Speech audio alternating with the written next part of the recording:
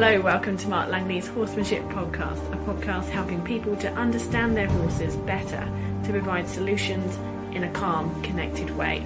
I'm Jenny Barnes. And I'm Mark Langley. Now, creek crossings, Mark. I've got the next question is a gelding who gets really anxious even when they just hear a creek. So rearing and spinning away the moment you put extra pressure on him to go forward. CJ is wondering, how can she get him to cross not using the traditional methods, i.e. using reins? Is there another way that we can actually help reduce his anxiety? Yeah, it sounds like by the level of anxiety he's got from with the creeks and stuff, it's something's happened and it's a big problem. So it's going to have to be taken seriously, like a horse that's sort of very claustrophobic in a horse float, and how long it takes to get them comfortable with horse floats. And because we see creeks as maybe something that's not as scary as something else, but for that horse, it, as I say, could be as bad as a claustrophobic horse. And you know, when you've had a horse that's really claustrophobic and nervous of horse floats, it's a big job to get them to trust that horse float again, and even travelling in it. So you got to be prepared to treat some things with a level of detail that you get the horse right about it. And so when you want to go and sort of educate your horse near a creek crossing, don't try and do it the day that you're out on a ride with your mates on some tough creek crossing. You want to be sort of trying to find a crossing that's got enough room, not one of those tight pokey ones to start with. It's got a bit of room that that you got room to sort of educate your horse. There's so many things in the yards that the horse may need to know that I don't know that your horse knows. And just quickly, which I say to everybody, is there's the anxiety, there's the things that you can control. And so, for instance, one of those things is the reins. Another one could be the legs, and the different reins that you use on your horse. If you're touching those reins in a calm environment and the horse is kind of chomping and bracy and anxious, then you've not got a tool that's going to be able to withdraw the anxiety from the horse. You've got a tool that actually puts anxiety in the horse. So you have to go yourself and address those tools, and just look quietly at all the tools that you got and you're using, and when you use them, and how troubled your horse is if they let go of the thoughts and they follow the feel of a rein softly. All that sort of stuff you really have to look at away from any obstacles and scary things. But going back to the creek sort of scenario, what I would do is I'd just get the horse, you know, if I'm walking up to the creek and the horse starts to go, as soon as it starts to go, and I feel it start to slow, that's when I'd say, maybe I'll take you away a little bit and come back and have another take on it. Now, the reason being is if the horse has already lost trust in people and it's ran backwards and, you know, nearly reared up, then basically it's saying that's really dangerous and you're leading me in to a very dangerous place. I think it's safer that we retreat. And because the horse is doing that, then our leadership, or how it sees our leadership, gets, you know, it's almost like it deteriorates how it sees our leadership. So, but if we sort of get close to thought of the scary thing, the creek, and the horse goes, ooh, and we go, there's a creek there, but we might just go away over here for a second and come back and have another take. The horse goes, oh, thanks, I was thinking about turning around, or turning away a little bit because I was a bit wary. So it actually, the rein does something good for it instead of says, point at the creek and then keep going. So then you come back around and the horse sort of tips out a little bit of worry when you turn that rein, because you take that rein, take it away, it tips a bit of worry out. So when you come back again, the horse has another take, and you could always turn it back again and have another take. What usually happens is they'll get a little closer each time. Now, over time, instead of turning all the way around, away from the creek and coming back, you can turn away from the creek, or where the horse, the threshold started to get to a point the horse started to get wary. You can turn away and give the horse a little bit of space, but then turn back so you haven't turned all the way around, and you just turn back again and you just walk past again, and just do like a weave in front of the, and what usually happens, the horse will go past it with one eye and they'll be listening and they'll be looking, and as they turn they'll look, and you just do a bit of that, and they'll start to actually, usually the boundary or how close they originally stopped to the creek gets closer and closer to the creek, so they actually get a little bit more interested. But also what you're doing is you're sort of saying, well, this door's closed over here and this door's closed over here. So you're starting to sort of say, this direction is kind of the general direction I want you to think, and this direction is starting to become unavailable. And every time they start to sort of think into that sort of area that's scary, you just stop and sit on them and just let them kind of address it. And if the horse gives you one day a fair bit of interest and goes, oh yeah, I'm having a bit of a look, then you can say, well, that's us for today, let's go and ride off somewhere else. And just get the leadership back, because if the horse already had a few wrecks near the creek, I think it's really good that you get the trust back in the reins and yourself. So, you know, if the horse has sort of got a little interest and walked a little closer, then, okay, let's go somewhere else and do something different. Maybe come back in an hour, maybe come back the next day, whatever you like. But maybe treat it a bit seriously, that you take it over a bit of time. The other thing is, don't have your mind across the creek. Too many times I see people get on horses and, you know, horse floats, creeks, just trying to ride at the end of the arena. Like some people get stuck at the gate, or the horse gets stuck at the gate because their mates are all somewhere else. And for some reason, the poor person's mind goes to the other end of the arena. And it's almost because the horse wants to be here and doesn't want to go there. It's like the person wants to go. So the horse and the person are at complete opposites. And it doesn't take long for a person to get frustrated if the horse is not doing what they want it to do. So you have to say, this is a sandy desert of nothing, but that direction seems to be scary. But for you, there's nothing for you in that direction, so you can't see that direction as advantageous, because you don't want to be fighting your horse for a direction you want when they want that direction that's the opposite. So I think what you really need to do is say, this horse is scared at this direction, but I don't want anything. I just want the horse to sort of maybe get a little bit confident at looking at the scary direction, but I don't even want to go that way. To be honest, I'm just helping the horse. And if you think like that, you could sit on that horse for an hour and you wouldn't be rattled. But as soon as you think you want the horse to look at that creek, you're going to start going, oh, it's not doing it. Oh, it's not doing it. The anxiety comes up, and I see it all the time. I even know it in myself of all the years of riding horses. After so many minutes of not going where I thought we were going to go, me getting a bit like, you know, rigid. So that's something I've really had to learn to sort of, you know, to just control. And how I control it, I start to go, well, I don't have a bucket list. I just sit here and let's just help you out for now. So yeah, if you sit, and yeah, over time you'll start to just work your way back, but you're using the reins. Sometimes if the horse is kind of interested and ready, you might put a little squeeze to say, would you like to go forward? But I would try and use the reins as saying, maybe that door's closed over there and this one's here, and offer it and let them start to work their way down soft.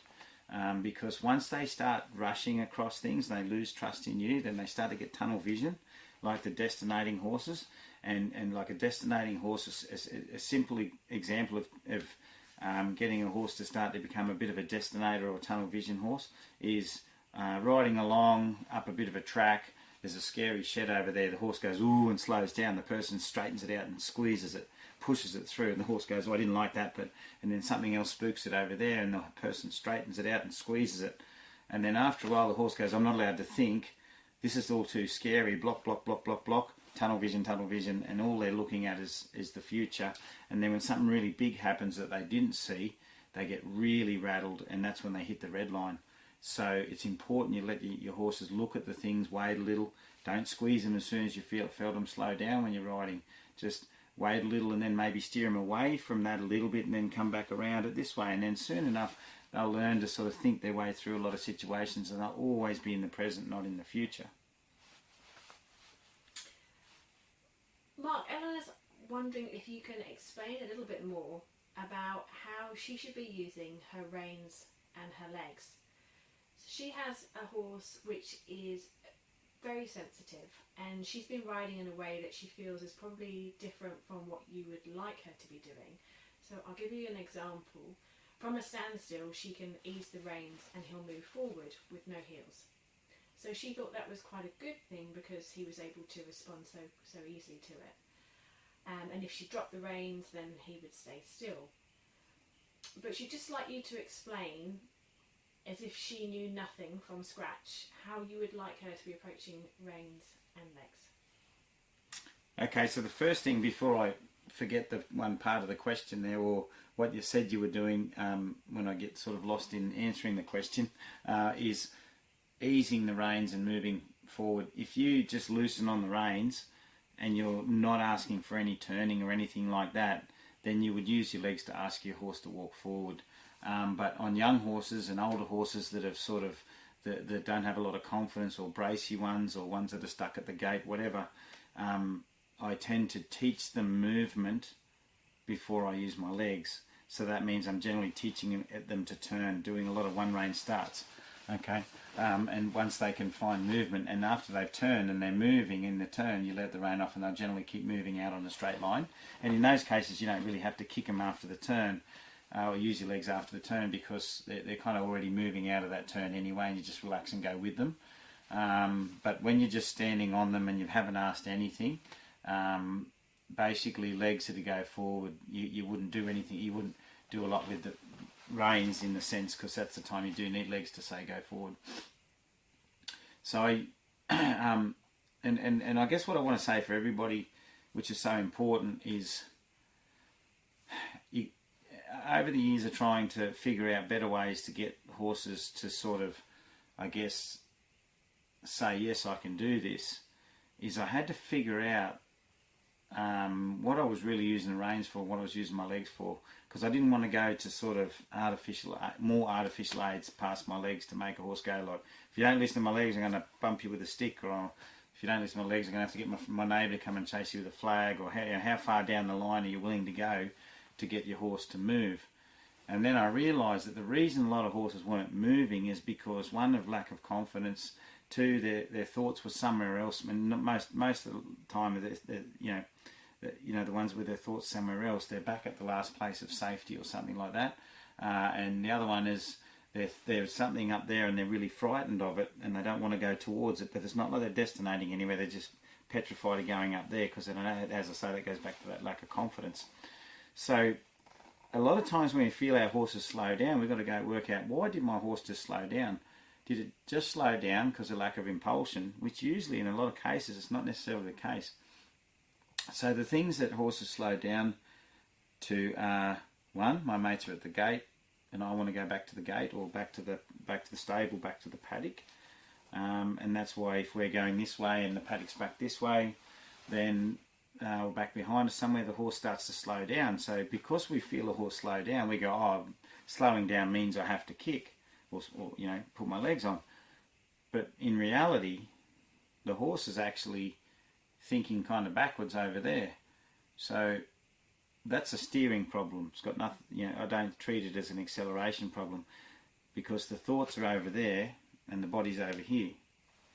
So that's where I'd reach down the rein and I'd say, let go of that, bring your thoughts, and I'd let the horse turn back a little bit, because that's what they'd want to do. They'd turn back, and I'd reach down the rein and I'd say, let go of that, come over here, until the thoughts are back over here with me, or not with me, but in this area with me and the horse, and thinking where we're going, thinking ahead away from that. So that's that's a lot of times when our horse slows down, it's usually a steering problem. If it's a lack of confidence, well, I'm going to just steer the horse until it starts to want to search and go towards the scary thing, like crossing a scary creek. I wouldn't use my legs, but when the horse is free and got nice forward thought and moving, then I'd use my legs to teach it to accelerate. Another reason horses slow down is because there's a certain brace in the rein and they've never learnt to sort of soften and think into a rein. So you'd be riding along, nice trotting fine on a loose rein, and then all of a sudden you go to take up, do a bit of a corner, you pick up the left rein, the horse goes, oh, braces, looks to the right a little bit, lugs on there, and then it starts to slow down. So automatically, because we feel a slowdown, we start to go, oh, accelerate, come on, go faster, you're slowing down. But why did the horse slow down? It didn't slow down for any reason but the reins. The reins caused the horse to slow down. So we don't use our legs to speed the horse up, because it was the reins that caused that brace that caused the horse to slow down. So we go back and we, from a standstill, and we find where that brace is, and we teach the horse to soften and think into the rein and lead into that rein softly, and we create movement through the rein. So if you do a one rein start, you're actually getting the horse from nothing to something in the reins, which means nothing to movement. And the horse is thinking and moving in the reins, which means the reins are starting to create life and movement. And the horse is only following the field just like a foal follows the field when you teach it to lead. So sometimes this might sound a bit foreign for some people. They might think, oh, no, legs are for impulsion and reins are for bending, or whatever they may think. But it's not foreign for the horse, because when we hold a foals and we teach our young horses to lead, we pick up a feel and they follow it. If they didn't know how to follow a feel, then it'd all end up, every time you put the rope over a rail, it'd all, brace and lug onto it like that, because they didn't know how to come off that pressure softly. So a horse has to move to follow a field, to let go and brace. It has to move. So at the end of the day, we use our reins to teach our horses to steer and think and move into that feel, whether it be rebalancing for a hindquarter yield, things like that. No matter what it is, you can sort of, there's so many things you can do with the reins in advancement. So I guess that's why I teach people to use the reins to create movement. So all I'm really, saying to people is, pick up a field, get that horse to move. Pick up a field, get that horse to move. When you've got nice movement, then you can use the legs to say go faster.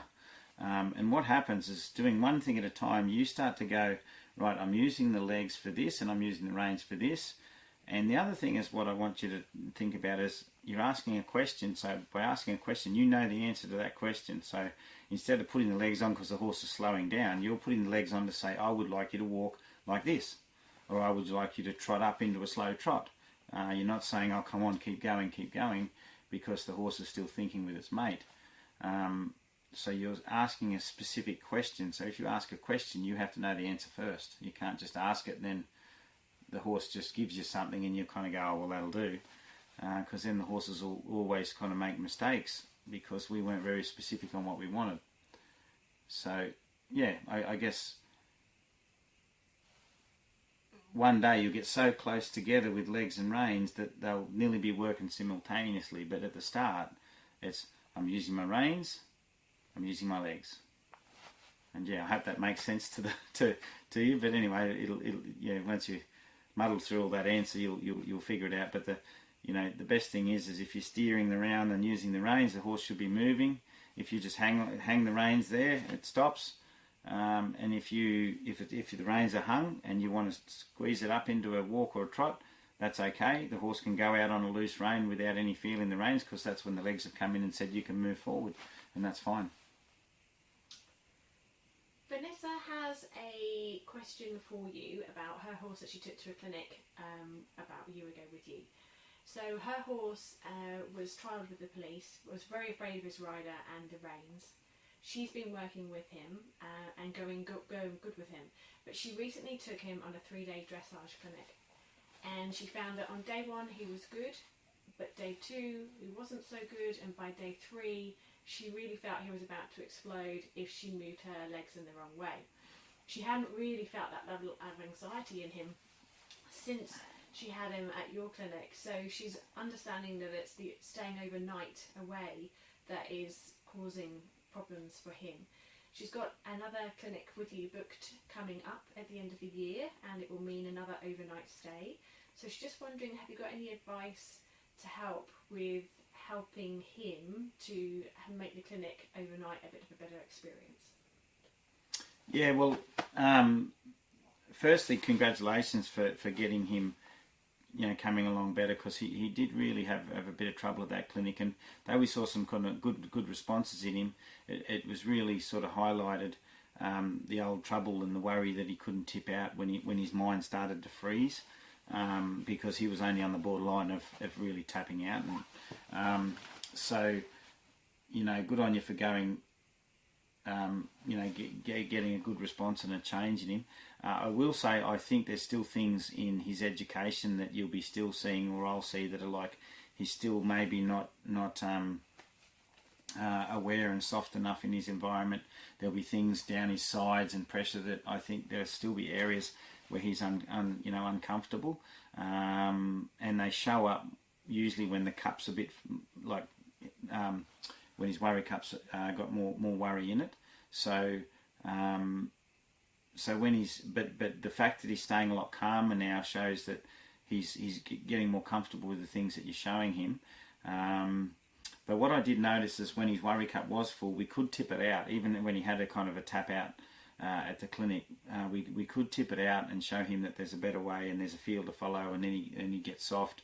But I think he's just, because of that experience with the police, and then I think the other one that I remember was a bit of that sort of training where he was kind of, you know, drawn up in reins and held up, that sort of bottled him up.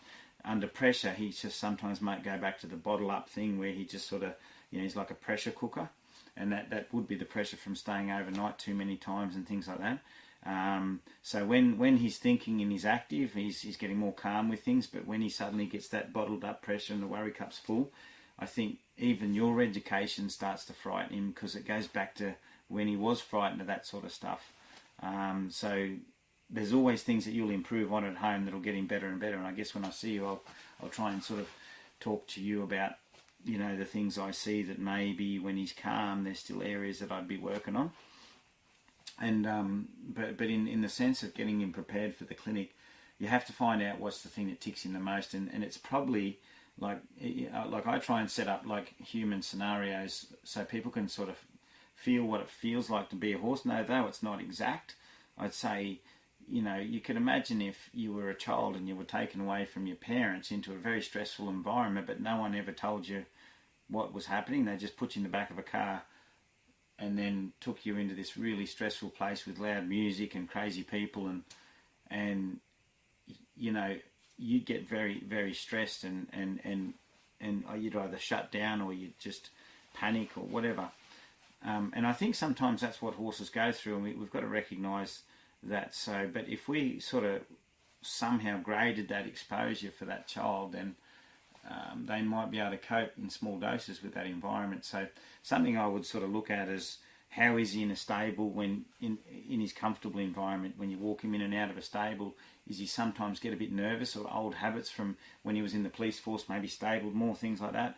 Does he start to get these funny sort of shutting down sort of expressions when he's in a stable, things like that? Maybe look closer at the little things that he's going to be exposed to when he goes away overnight, especially the stabling and things like that. And maybe if he starts to get nervous in a stable, start to grade his exposure in there, teach him how to lead into a stable like a horse float. So every part of that way in, he starts to soften and relax and go, yeah, I can walk around in here soft, and leave him in there for a little while, visit him, take him out, and just do little things like that if that was part of it. Another thing you can do, if you did have his friend there, you might have to pay stabling for 2 horses just to have him close to a friend, so his herd comes with him a little bit. It's like, you know, when you go somewhere scary with your parents, it's okay, but if your parents aren't there, you're freaked out.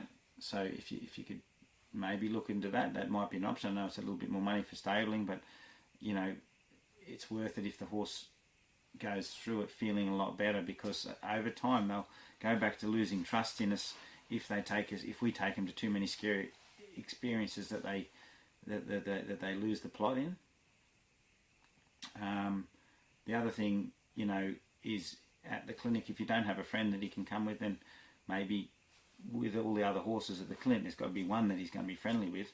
Okay, and he might have to stay a little closer to that one, so there's a bit of comfort and refuge in the stable, so it's not too much pressure. And I'd pay him regular visits, take him out for graze, things like that. Make sure the connection you've got with him is really good that time when he stands with you, he's comfortable, so he sort of knows that there's sort of comfort not far away. And I just work on all that, you know, things, but mostly graded exposure for a little while, and yeah, I guess you'll come up with a bit of a game plan, and you know, see how you go with it. But yeah, I've had horses where I've seen it. I remember the little horse at Equitana was some people who bred him lent him to me, and he was just straight off the property. And the first day at Equitana, he was kind of really like, wow, this is a big place. This joint's huge, and kind of wandering around really open. He's a very confident horse. But the next day, I felt he was different. And it wasn't necessarily because of the education. It was just, am I ever going to go home again? I'm really frightened. This place, I had no sleep last night. The lights are on all night. And there's these crazy horses everywhere that aren't like my friends. And so he started to fret a little bit, and I could feel it in him that he was different, though he went well for the next day for a completely green horse, I suppose. For him it was like, get me home, please. So I think that's what you got to look at. But if you just sort of do those things and grade that exposure and try and find out what scares him, if it's the stabling and things like that, and the intensity of new horses, and but yeah, as I say, if he's got a friend, or we can find him a friend at the clinic to keep him a bit of company, then that's all going to be good. Wonderful. Thank you very much for your brilliant answering again, Mark. Thanks, thanks everybody. You can learn more from Mark online through his online training videos. Just search Mark Langley Horsemanship. There's over 380 training videos which everyone has access to with a 7-day free trial. If you like what you see, it's just $15 a month from there. That's help where you need it.